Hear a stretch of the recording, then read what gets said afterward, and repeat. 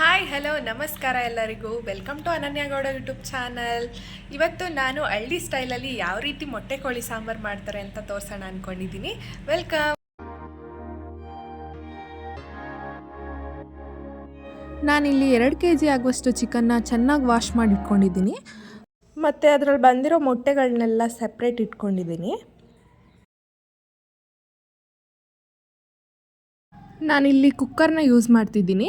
ಯಾಕೆ ಅಂತಂದರೆ ಕೂಗ್ಸ್ಕೊಳ್ಳೋಕ್ಕೆಲ್ಲ ಸರಿ ಹೋಗುತ್ತೆ ಅಂತ ಅಂದ್ಬಿಟ್ಟು ಇಲ್ಲಿ 2 ಟೇಬಲ್ ಸ್ಪೂನಷ್ಟು ಆಯಿಲ್ನ ಹಾಕೋತಾ ಇದ್ದೀನಿ. ಮತ್ತು ಕಟ್ ಮಾಡಿ ಇಟ್ಕೊಂಡಿರುವಂಥ ಈರುಳ್ಳಿ, ಬೆಳ್ಳುಳ್ಳಿ, ಶುಂಠಿ, ಪುದೀನ, ಮೆಣಸು ಮತ್ತು ಕೊತ್ತಂಬರಿ ಇದಿಷ್ಟೇ ನಾನು ಯೂಸ್ ಮಾಡ್ತಿರೋದು. ಯಾವುದೇ ಥರ ಪೌಡರ್ಸ್ ಎಲ್ಲ ಯೂಸ್ ಮಾಡಲ್ಲ. ಮತ್ತು ಎಣ್ಣೆ ಕಾದಿದ ತಕ್ಷಣ ಸ್ವಲ್ಪ ಈರುಳ್ಳಿ,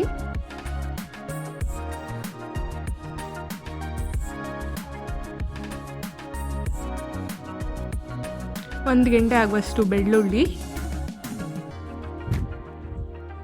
ಇದಿಷ್ಟನ್ನು ಕೂಡ ಹುರಿದಿಟ್ಕೋತಾ ಇದ್ದೀನಿ. ಇದು ರೆಡ್ಡಿಶ್ ಬ್ರೌನ್ ಆಗೋವರೆಗೂ ಹುರ್ಕೊಂಡ್ರೆ ಸಾಕು. 1-2 ಮಿನಿಟ್ಸ್ ಹುರ್ಕೊಂಡ್ರೆ ಸಾಕು.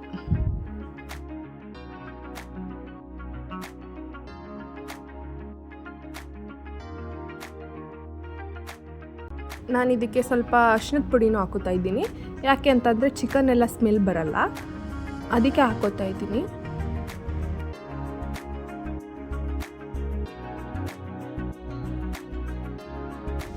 ಇದು ಸ್ವಲ್ಪ ರೆಡ್ಡಿಶ್ ಬ್ರೌನ್ ಬಂದಾದಮೇಲೆ ನಾನು ತೊಳೆದಿಟ್ಕೊಂಡಿರುವಂಥ ಚಿಕನ್ನೆಲ್ಲ ಹಾಕೋತಾ ಇದ್ದೀನಿ.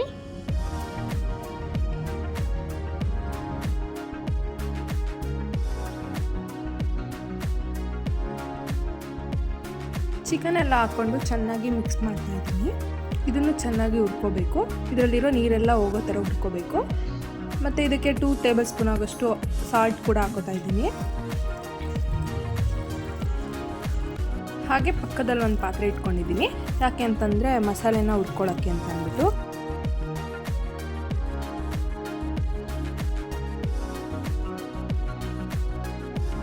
ಈ ಪಾತ್ರೆಗೂ ಸ್ವಲ್ಪ ಎಣ್ಣೆ, ಈರುಳ್ಳಿ, ಆವಾಗಲೇ ಎತ್ತಿಟ್ಕೊಂಡಿರುವಂಥ ಐಟಮ್ಸ್ ಎಲ್ಲ ಹಾಕ್ತಾಯಿದ್ದೀನಿ.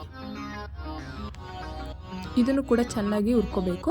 ಈ ಥರ ಸೆಪ್ರೇಟ್ ಹುರ್ಕೊಳ್ಳೋದ್ರಿಂದ ಟೇಸ್ಟ್ ಚೆನ್ನಾಗಿ ಬರುತ್ತೆ.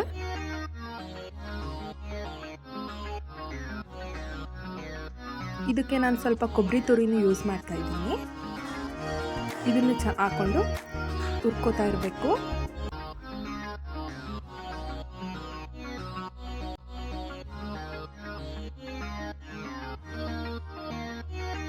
ಈ ಹುರಿದಿಟ್ಕೊಂಡಿರೋದನ್ನ 1-2 ನಿಮಿಷ ಆರಕ್ಕೆ ಅಂತ ಇಟ್ಕೋತೀನಿ. ಈ ಆರಕ್ಕೆ ಅಂತ ಇಟ್ಕೊಂಡಿದ್ದೀನಲ್ಲ, ಇದ್ರಕ್ಕೇನೆ ಮಟನ್ ಸಾಂಬಾರು ಪೌಡರ್ ಇದೆಯಲ್ಲ ಅದನ್ನು ಹಾಕ್ತಾಯಿದ್ದೀನಿ. 1-2 ಸ್ಪೂನ್ ಅಷ್ಟು ಹಾಕ್ಕೊಂಡ್ರೆ ಸಾಕು. ನಮಗೆ ಖಾರ ಎಷ್ಟು ಬೇಕು ಅಷ್ಟು ಹಾಕ್ಕೊಂಡ್ರೆ ಸಾಕು.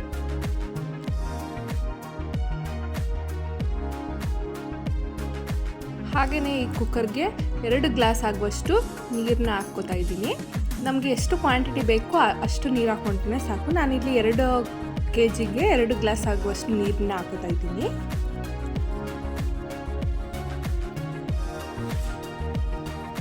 ಎರಡು ಗ್ಲಾಸ್ ನೀರು ಹಾಕಿದ್ಮೇಲೆ ಇದು ಒಂದು 3 ವಿಷಲ್ ಬರೋವರೆಗೂ ಕೂಗಿಸ್ಕೋಬೇಕು. ಯಾಕೆ ಅಂತಂದರೆ ಇದು ಬೇಗ ಬೇಯಲ್ಲ, ಅದಕ್ಕೆ ಕೂಗಿಸ್ಕೋತಾ ಇದ್ದೀನಿ. ಆವಾಗಲೇ ಹುರಿದಿಟ್ಕೊಂಡಿರೋ ಮಸಾಲೆನ ರುಬ್ಬಿಟ್ಕೋತೀನಿ. ನೋಡಿ 3 ವಿಷಲ್ ಆದಮೇಲೆ ಈ ಥರ ಆಗಿದೆ, ಎಲ್ಲ ಚೆನ್ನಾಗಿ ಬೆಂದಿದೆ.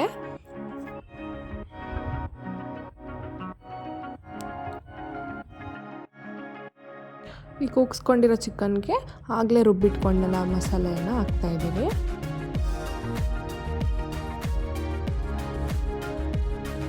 ಇದನ್ನು ನೀಟಾಗಿ ಮಿಕ್ಸ್ ಮಾಡ್ಕೋಬೇಕು.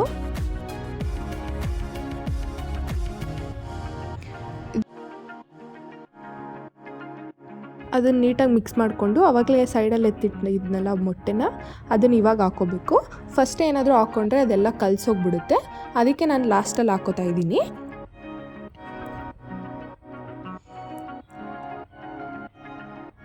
ಇದೆಲ್ಲ ಹಾಕಾದ್ಮೇಲೆ ಇನ್ನೂ ಒಂದು ಸ್ವಲ್ಪ ಏನಾದರೂ ಸಾಲ್ಟ್ ಬೇಕಂತಂದರೆ ಹಾಕಿ.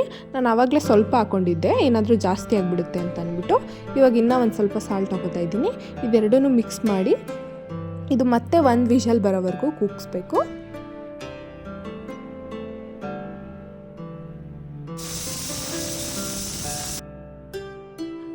ನೋಡಿ ಎಷ್ಟು ಚೆನ್ನಾಗಿ ಬಂದಿದೆ. ತುಂಬ ಚೆನ್ನಾಗಿದೆ, ಟೇಸ್ಟ್ ವೈಸು ಕೂಡ ಚೆನ್ನಾಗಿತ್ತು. ನೀವು ಕೂಡ ಟ್ರೈ ಮಾಡಿ, ತುಂಬ ಚೆನ್ನಾಗಿ ಬರುತ್ತೆ. ಈ ವಿಡಿಯೋ ಇಷ್ಟ ಆಗಿದ್ರೆ ಲೈಕ್ ಮಾಡಿ, ಶೇರ್ ಮಾಡಿ, ಕಮೆಂಟ್ ಮಾಡಿ, ಹಾಗೆ ಸಬ್ಸ್ಕ್ರೈಬ್ ಟು ಅನನ್ಯ ಗೌಡ ಯೂಟ್ಯೂಬ್ ಚಾನಲ್.